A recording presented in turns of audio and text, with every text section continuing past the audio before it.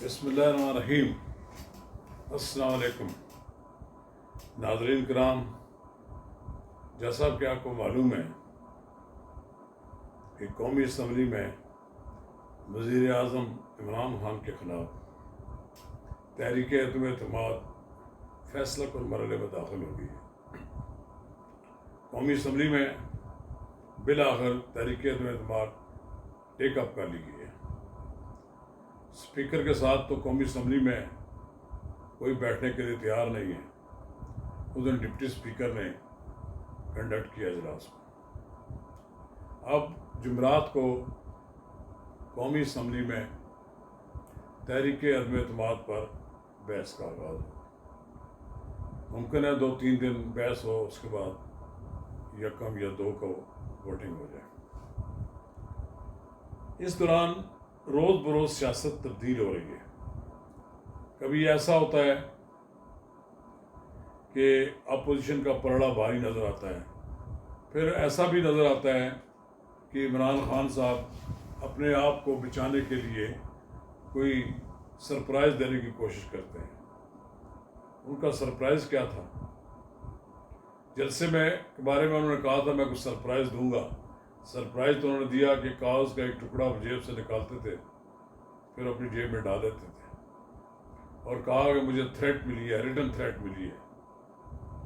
پتہ نہیں کس ملک نے، کون سا بیوقوف ملک ہے جس نے ان کو ریٹن تھریٹ دی ہے۔ ذوالفقار علی بھٹو کی طرح انہوں نے یہ بھی اس طرح کا ایک ڈرامہ رچایا کہ مجھے دھمکی ملی ہے۔ اور دھمکی کیا ہے آپ لوگوں کو بتا دیں۔ سنگین کہتے ہیں نتائج کی دھمکی ہے۔ جذباتی ہو گئے تھے، ان کی زبان جو ہے وہ لڑکھڑا گئی تھی۔ بہرحال کچھ بھی تھا، اب تو 172 ارکان نے ووٹ ڈالنا ہے۔ 162 ارکان تو موجود تھے جس دن قائد حزب اختلاف میاں شہباز شریف نے اسمبلی میں ووٹ آف نو کانفیڈنس کی موو پیش کی۔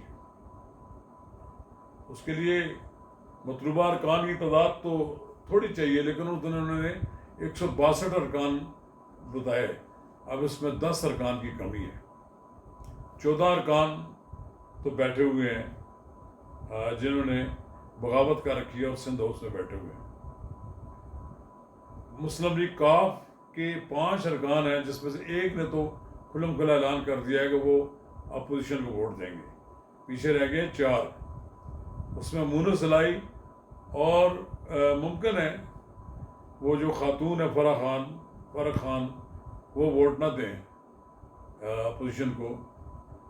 غالباً چودھری سالک اور حسین الائی جو ہے وہ دوسری طرف چلے جائیں، وہ ووٹ دینے کے لیے تیار نہیں ہیں عمران خان کو۔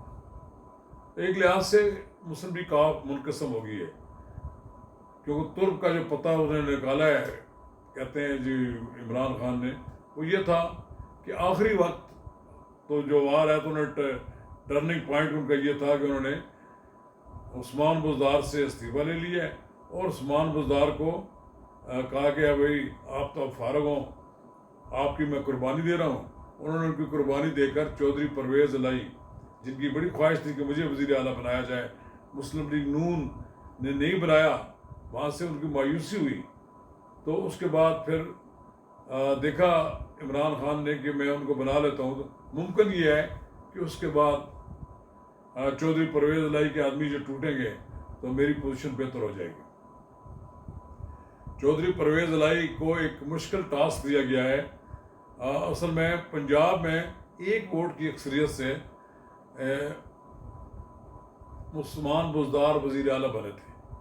پھر کوئی انہوں نے مسلم لیگ نون کے کچھ لوگ توڑے، اپنے ساتھ ان کی حمایت کی، لیکن اب انہیں اگر ووٹ دینے کے وقت آیا تو شاید چودھری پرویز الائی کو ووٹ دیں۔ لیکن 26-27 ارکان ایسے بھی ہیں جو جہانگیر ترین اور علیم خان کے ساتھ ملے ہوئے ہیں۔ اس لیے چودھری پرویز الائی صاحب کے لیے بھی وزیر اعلیٰ پنجاب بننے کے لیے اکثریت ثابت کرنا بڑا مشکل کام، بڑا مشکل ٹاسک دیا گیا ہے۔ آج تو آصف علی زرداری نے بھی یہ کہہ دیا ہے کہ ان کے لیے وزیر اعظم نہیں بننے دیں ان کو، وزیر اعظم کو نہیں بننے دیں گے. تو اس لحاظ سے ایک ویسے انہوں نے اپنے طور پر ڈوبتی کشتی ہے وزیر اعظم عمران خان کی، انہوں نے چودھری پرویز الہی کو انہوں نے کھڑا کر دیا، وہاں وزیر اعلیٰ کے لیے نامزد کر دیا. رہی مرکز میں وہاں 7 ووٹ ہیں پی ٹی آئی، 7 ووٹ ہیں ایم کیو ایم کے، 4-5 ووٹ ہیں اس کے باپ کے، جی ڈی اے کے 3 ووٹ ہیں. اور آج تو ایک آزاد رکن بھی اعلان کر دیا اس نے، اسلم بوتانی نے. اسی طرح شاہزین بھی اعلان کر چکے ہیں. اسی طرح وہ طارق بشیر چیمہ تو کھلم کھلا کہہ چکے ہیں کہ میں تو ووٹ نہیں دوں گا، اور انہوں نے استعفیٰ بھی دے دیا وہاں سے وزارت سے. تو اصل اب فیصلہ یہ ہے کہ ایم کیو ایم کیا فیصلہ کرتی ہے، جی ڈی اے کے 2 ارکان وہ یہ کھل کر فیصلہ کرتے ہیں. اور یہ جو باپ نے بھی اعلان کر ہی دیا ہے، تو یہ اگر آ جاتے ہیں اپوزیشن کی طرف تو پھر تو جو اس وقت پی ٹی آئی کے باغی ارکان بیٹھے ہوئے ہیں سندھ میں ہاؤس میں، ان کی شاید ضرورت نہ پیش آئے ان کو ووٹ ڈالنے کی.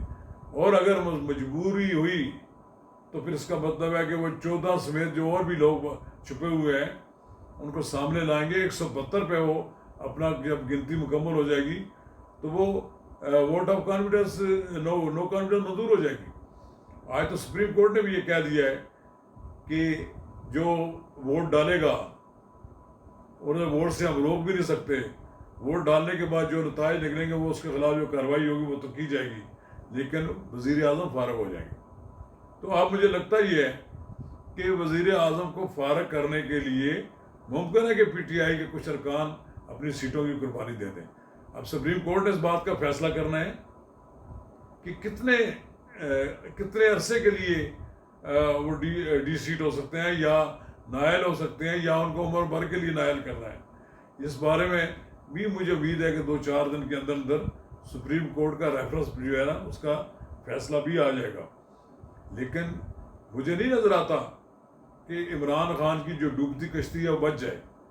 اب تو یہ ہے کہ انہوں نے اپنی ڈوبتی کشتی کو بچانے کے لیے سب سے پہلے اس میں سے عثمان بزدار کو اٹھا کر باہر پھینکا ہے.